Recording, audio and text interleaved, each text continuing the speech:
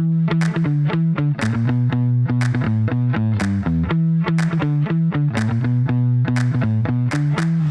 everyone. I'm Wendy Liebmann, CEO and Chief Shopper at WSL Strategic Retail, and this is Future Shop.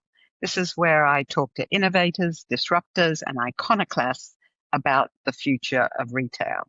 Before we begin today's episode, I just wanted you to know that we have all turned 100. Well, not quite. This is our 100th episode, which is very exciting. A couple of years ago when Marianne Javier, our VP of Creative Services, said to me, "You need to do a podcast." I was like, "What, are you nuts?" And she said, "No, you need to be. This is the way to tell our stories." I had one consideration. I said, "I only want to talk to people that I want to talk to." The focus really was all about people from lots of different disciplines and how they see the future of retail. It's extraordinary, the people we've spoken to, or I've spoken to. Everybody from Kevin Host at Walmart, who talked about healthcare in the community, and Colleen Lindholz, who's the president of Kroger Health, talking about food as medicine, to Dr. Somi Javed, who has led the revolution around women's health and wellness and menopause. So we saw all of that going on, so much going on in the healthcare front. We've talked to beauty companies, beauty retailers, Joe Horgan, who's created the iconic Mecca in Australia and New Zealand, recognized around the world for creating amazing beauty experience. We've talked to many other retailers, whether it's CVS and talking about everything from retail media, right? Retail media, the topic of the moment. We've had people like Dawn Clark, who is now leading the reinvention of retail at Starbucks. We've talked to innovators around private equity. We've talked to students from FIT's master's program in cosmetics and fragrance marketing, how they think about the future of retail as it impacts beauty. We've had Norm de Greve, who is the global CMO of General Motors, who formerly was at CVS Health and talked a lot about retail fast and slow and what he learned from drugstores to take to the automotive business. And my regular partner in crime in all things tech,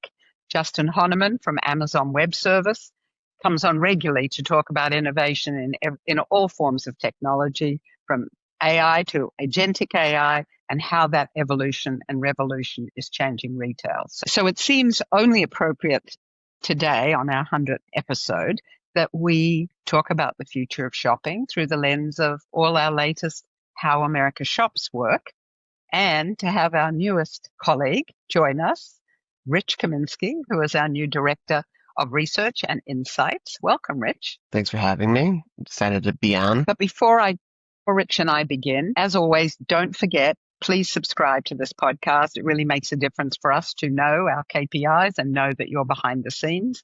So anywhere you get your podcast, just click subscribe. Doesn't cost you anything. You know the drill. Anyway, now on to my episode and discussion. I feel like we should do that thing where the balls, the balloons, the confetti come up, 100th episode, and welcome, Rich. We could do that too. Anyway, it's great. Yeah. It's great to have you. Rich has a wonderfully interesting background coming from iPulse, where he focused a lot on the next generation, Gen Z and millennials. He'll tell us a bit about that. And really, he's had an immersion of fire where we said, "We have a new study." Okay, Rich, jump right in. And he did. But first of all, Rich, tell everybody your background, where you came from, what you're passionate about, and how you ended up with us. Yeah, so I have a background really from academia, going back very far. So started doing research qualitatively while I was doing my BA, did an MA, was potentially going to do a PhD in sociology, and then kind of just decided that I didn't want to do that and go be an adjunct professor and live off of food stamps and in the back of my car and everything. So got into market research and did a lot of qualitative work throughout a variety of industries, so retail, CPG, but also media and entertainment, and made my way to YPulse, where, like you said, I did a lot of work with Gen Z and Millennials and Gen Alpha, kind of that growing burgeoning group. YPulse, we did a lot of syndicated work. We did a lot of custom work, qualitative, quantitative, keeping up with what was going on and kind of the pulse of youth today. And then joined WSL really recently to kind of get a little bit more focused and a little bit more of the consulting lens. So not just the data itself, but then actually helping move that and helping build strategy and helping people take kind of those pulses and kind of turn it into action and really live it and build and pivot and change businesses today. We have just published our latest How America Shops study called How America Shops in Chaos, which will probably resonate with many of you because your heads are spinning as we live through what seems like a moment in time, but actually we know, because we've been doing this for a long time, that actually this is a continual roiling of the waters that began probably 20 years ago, particularly for those Gen Z and millennials that Rich is so deeply engaged in, probably since September 11. We have lived in times of chaos. And those moments, whether they have been these now called black swan events like September 11, like the global financial crisis in 2007, 8, coming through to COVID, inflation, all the chaos that we now live in, it feels like this is a moment, but actually it is 2 generations of life. And it is really a fascinating subject when we think about how people have learned to deal with that, even though they are feeling quite pessimistic about the world. As Rich and I were working on this study, what was really clear to us was how do we calibrate this within the context of that time and generations of shoppers who know nothing else, and how do you use it as you think about moving forward? So Rich, what struck you about as you work through our findings on the study? What stood out to you? Yeah, I think what stood out to me initially is that it made total sense, right? There was all the news about the tariffs, there was all the news about rising prices and how that was going to change and what people were going to do about it. So it just makes sense to that kind of drive the pulse and that kind of drive what we're looking for and what we're trying to understand and trying to understand how people are already rethinking their shopping habits. Let's go out there, let's see what they're paying attention to. Let's see if what changes, if any, they're already making. Let's see kind of their view on the world and their view and their place in the world. And then I think what the perspective that WSL has is that it really has that long-term perspective. And I think you said it exactly right. We have those black swan events, those once in a lifetime events. You know, there's the joke that millennials and Gen Z have had more than enough once in a lifetime events for a lifetime, right? You know, between 9/11, between the ups and downs of the dot-com crash and then the housing market crash and then coming back from COVID and kind of the inflation and shrinkflation and all these other things, there really is not just tariffs. It's not just this one and done event. It really is a big picture, long-term event. And that's just the economy. Mm-hmm. That's not even talking about the social impact of COVID. That's not talking about the massive changes that we're seeing in technology, about social media and social shopping and the rise of influencers and, you know, AI and all these other technologies that are exploding, which are just as important black swan events as like the economy in and of itself. So I think that is really what kind of brought it into perspective coming in was first that picture of this makes total sense. I want to understand what's going on. And then as we started digging into it and started working through the data and talking about it, seeing, oh, this is just one more event in what has been a lifetime of events over the past 20 years. Yeah. And I think one thing about that that's interesting is I also think it's the value of longevity is we have people running companies who have been running companies a certain way for a long time, running brands, running retail organizations, while we have this whole shopper base. And I'm not only talking about younger shoppers, but a whole shopper base who have already made accommodations in all of this. So it's almost like you've got to be careful you're not talking 2 different languages here, because you've got the leaders here, but the influencers, not just influencers, but the people who have the power of the purse really on a different kind of mission. And I think the other thing that's really interesting to me about this work is, you know, one of the benchmark measures that Rich and I have been working on, everybody, and previous to Rich with, you know, the rest of our research team, is we see these numbers like pessimism about my financial future continuing to grow. I mean, in this research, it was up to 43% of the total national population of people that we interviewed saying they were pessimistic about their financial future. That's up from, I think it's up like 16 points from 2018. So Yeah. we could look at that and say, well, there's more bad news. But in conjunction with that, people have had all this time to adapt to what they do about it. So it's not just, oh my God, I'm pessimistic. Now it's, I'm pessimistic, but I have lots of tools. And whether, as Rich said, whether it's technology now, whether it's all the places people shop and still do, whether it's all the places that people go for information that they didn't have 10 years ago, 15 years ago, even 20, all of those things have given them shoppers tools to accommodate this chaos in ways that couldn't have happened even 10 years ago. So I think that's the other piece to it. You've got to look beyond the obvious of, oh my heavens, I'm concerned, to I'm concerned, but I'm taking control of my life. So I think for me too, that was the other thing, Rich, that coming into this and looking at it through your eyes, particularly with the next generation of shoppers, was the other thing that really struck me in all of that. So one of the other things we looked at was, how do we think about the generations of people? And is there another way, not just by age or income or kids in the house or whatever, ethnicity, that we should be thinking about these times so our clients can manage for the future? And you came up with a spectrum of where shoppers fit within this moment at least, and how that could guide us for the future. Yeah, so we asked a question pretty straightforward, just kind of asking people about their experiences, their economic situations, and gave them an option that select the one that most accurately describes your household situation. And we found that they roughly distributed in a way that made sense, almost like a wave, was the metaphor we came up with. We found that there was an audience, about 38%, that we called drowning. These were people who said that they were okay before this economic situation, but now they can barely pay the bills, or they were barely able to pay the bills before this, and now they're really cutting back on essentials. And then we found another 44% that we called treading water. They are okay now, but they're spending cautiously. They can see the wave coming for them. It just hasn't hit them yet. And they're not sure exactly when it's going to. Maybe they'll get lucky and it'll break. Maybe they won't, but they're really not sure and they're really kind of worried about it. And then we saw 17%, which we described as safely afloat. They say they're okay for now, haven't changed their spending habits.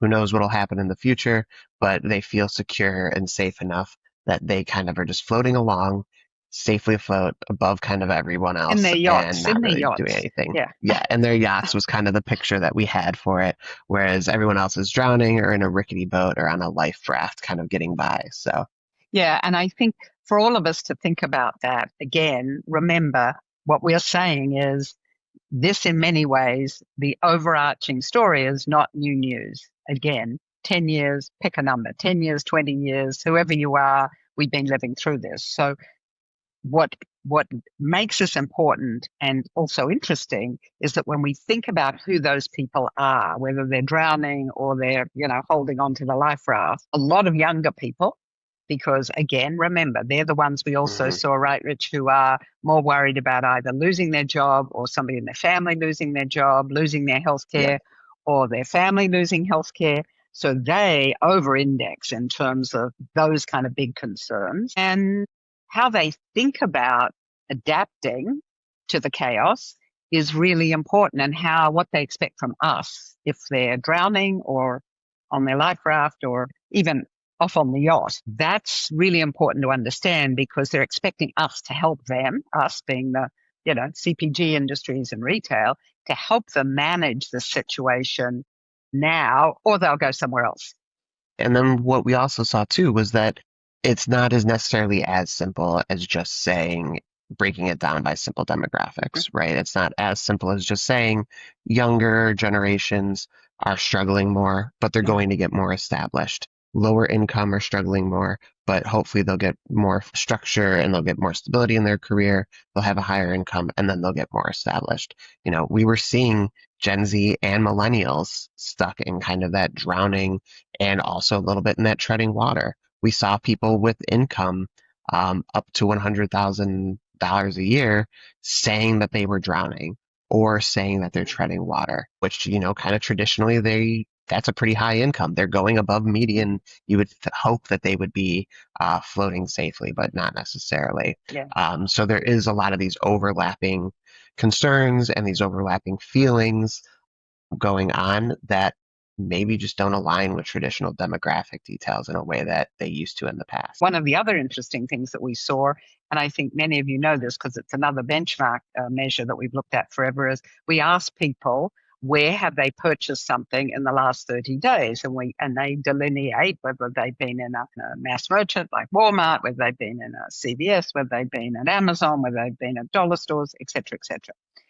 And over the last 7 or 8 years, those numbers, actually more than 10 years really, those numbers have doubled. The number of places people say they bought something in the last decade have gone, as I recall, from about 8 and a bit every 3 months to now, nearly 13 places in a 3-month period. And so the other tool people have is they have so many places they can go, including some of the newest retailers that basically didn't exist 20 years ago, at least in this country. The Aldis of the world, the Lidls of the world, some of the off-price retailers that we all see, like the TJ Maxx's and Ross stores, Marshall stores, all of those have been around. But in certain categories, they are really important now for things like personal care, beauty care. And so at an Aldi or a Lidl, more of the private brand, curated. Yes, it's focused on price, but yes, it's also easy to get to. It's in my neighborhood, all of those things.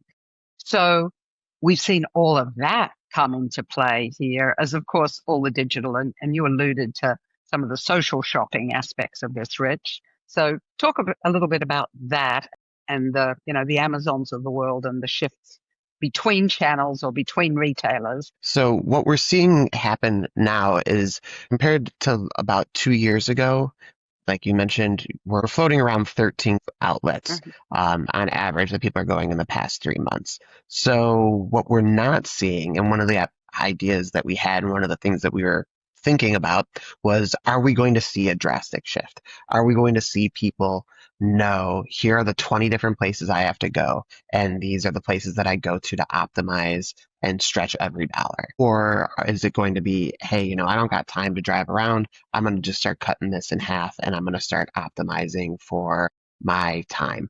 And I'm going to start going to 5 places that I like, that I trust, that I know I can get what I need and I can get in and out. And we didn't see that. We saw people kind of stay. But what we did see is we did see shifts. So like you alluded to, we saw moves to deep discount grocery kind of explode. We saw moves to clothing specialty explode. Pet specialty exploded. But things like department stores went down. Drugstores went down. Live streaming went down. So we saw that shoppers were willing to kind of move money around. They were willing to try to lean on things differently, even if they weren't necessarily wholesale cutting things out of their lives. They knew where works for them. They know who has their trust. They know who they can rely on. And they're kind of navigating and working within those spaces. Partly going back to what we also saw, which is some of these indications that there's a psychological approach to this. There's so much chaos. There's so much going on. They don't want to worry about, how do I cut down from the 13 places that I like and that I know and that I trust. They don't want to start cutting down and getting rid of these places that they feel comfortable navigating and going to. What they will do, like I said, is, okay, I got to make this dollar stretch a little bit more. I'm going to go to the Aldi, and I'm going to go to the Lidl instead of maybe going to Trader Joe's to make it last a little bit longer. That doesn't mean I'm getting rid of Trader Joe's, because maybe they have, the ice cream that I love, and I'm going to go there and make sure the little treat that I have, which we saw, about half still think it's important to treat themselves. So maybe Trader Joe's just becomes the place you go to for your little treat, rather than the place that you go to buy groceries every day. But so that's kind of how we're seeing the shifts move nowadays. That too is kind of a wave in its own way. But I do think what's interesting about that too is we also saw, Rich will yell at me because it's not good research terms, but in some sense, what I would call retail shrinking. Now, by that I mean that people aren't changing the number of places they go and buy things, as Rich said so clearly.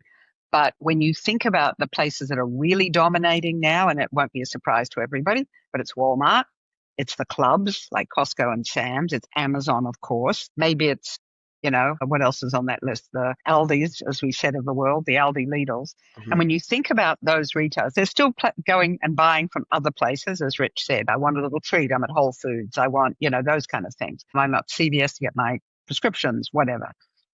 But what we started to see is this consolidation, and you are all living this. You now know that most of your business, if you're in the CPG space at least, maybe not so much fashion, but if you're in the CPG space at least, most of your business is coming in those places. Well, think about the impact of Club and the Aldi's, Lidl's of this world. Curated selection, fewer SKUs, own brand. Now, if I'm thinking about where I'm going to grow my business, I've got Walmart and Amazon, and then I've got these places where either they don't sell my brand or they sell it in, limited offer, moving through, occasional, all of those sorts of things. So that changes the dynamic as well. And then within all of those places, obviously we have the omni everything, right? Doesn't matter. Everything, anywhere, all at once, whatever the movie was called. So the complexity of this, of I'm ordering online, click and there, or I'm going into my store and immersing myself for a minute, changes the way we all have to think about our brands. And as Rich said, which is really important, and we saw that through this new work, is that retailers win here. And as Rich said, we looked at the psychological factors, real psychological factors that impact people in chaos. They want to stay where they trust. They don't want to move around a lot. They want information and transparency. They want to feel secure about where they are in retail. Some of these retailers that we're talking about are retailers who've stood the test of time, stood them through COVID, are standing them through price, good prices, good auctions, digital as well as physical stores. And so that's the other piece to this. We have to now think about our marketing and the way we think about our brands within the context of, does this make me feel secure? Do I feel like I'm in control? Do I trust you?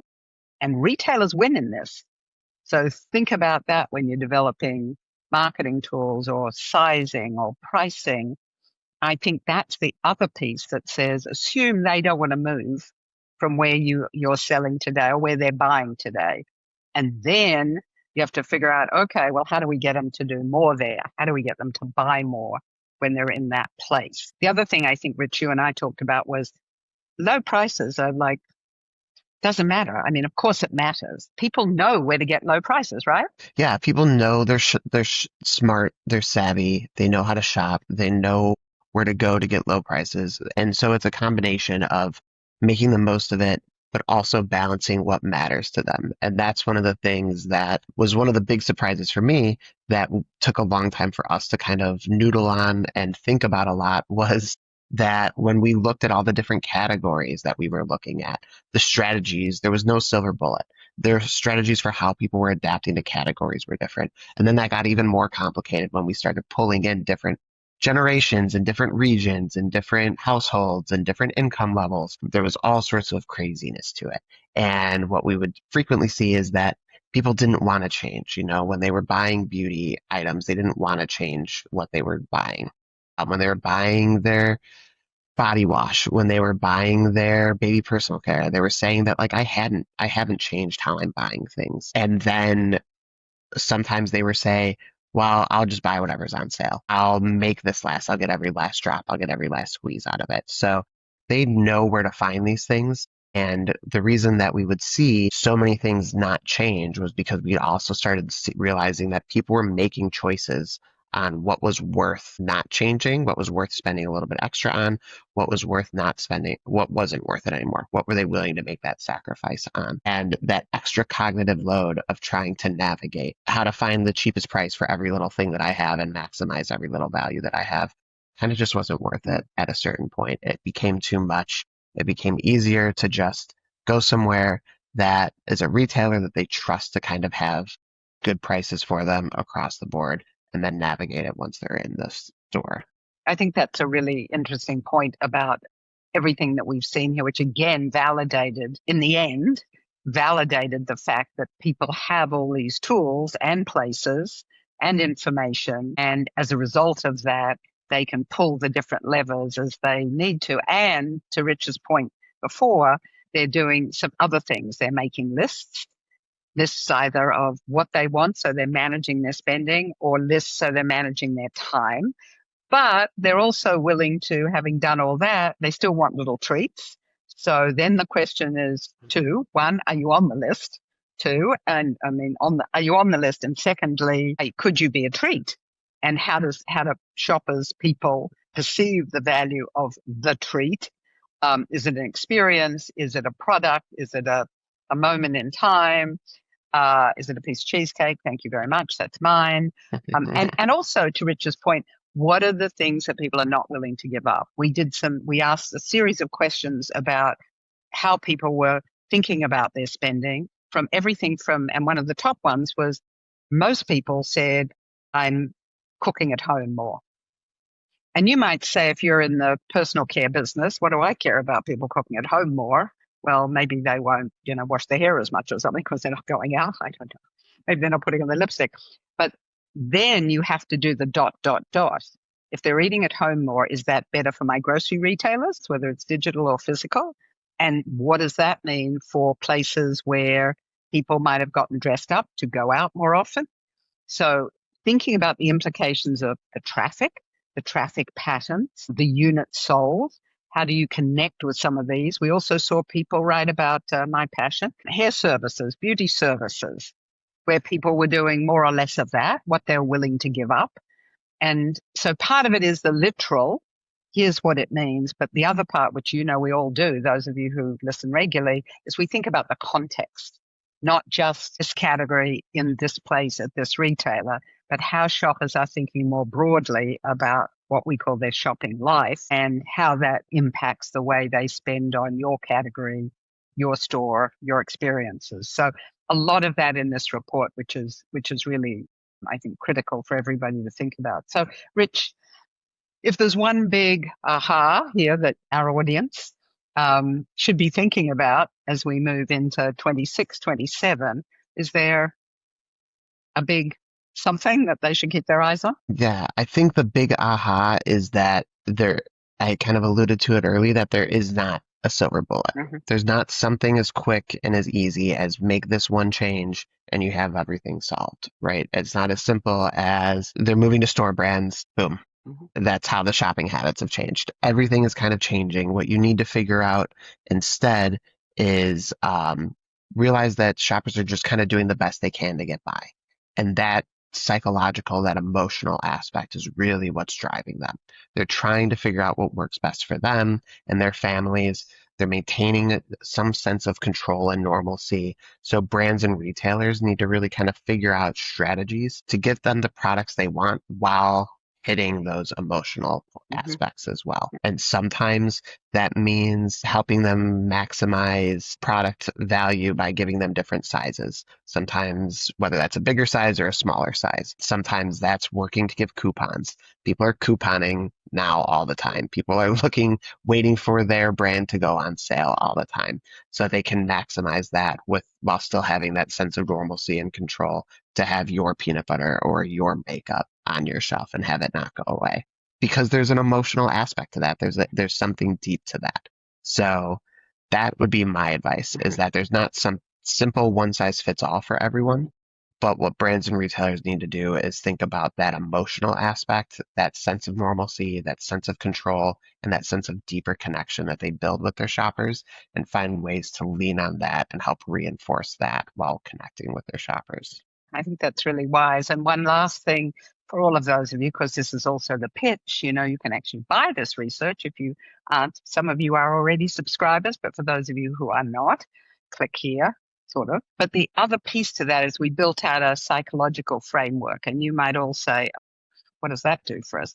But really, and Rich was quite prescriptive in it in terms of here are the 6 factors that really define how people deal with chaos in their broader world, and examples of how shoppers are dealing with that comes out of, or how it's reflected in shoppers' behavior already. And it becomes quite a prescriptive approach to how you need to think about the way you're selling your goods and services at what places as you move forward for 2026, 2027, and to tell you the truth, beyond, because, while Gen Z and the millennials and even Gen A have seen enough black swans in their brief lives already, most of us all have learned to accommodate those and keep putting other tools in our pocket that we need, other levers in our pocket. So we built this framework out that I think you'll find really helpful. And I think the fundamental piece that we asked ourselves through all of this was, what's worth it now? When we talk about value, what's important to people now, as Rich says, it's not a one size fits all. It's not lowest prices. And so that's really important for you to understand. And of course, all the answers are in the new How America Shops in Chaos study. Right, Rich? It's got everything you need. That's right. Just call them. Just call them. Anyway, well, it's lovely to have you here. Rich is now working on a new piece around the benchmarking social shopping. And he's a bit of I don't think he's an iconoclast in that. So, we always like iconoclasts. So there's some interesting learning in that. And then thinking separately about work around the implications of AI and what that really means, not just on the functional kind of things, but how that changes everything from pricing transparency to many other issues. So all of those things are to come as Rich finds his role, which he's done very quickly, and has an impact on particularly what next generations of shoppers will want when we ask about how does America shop. So thank you, Rich. Good to have you on Future Shop. See you in the future. Cheers for now.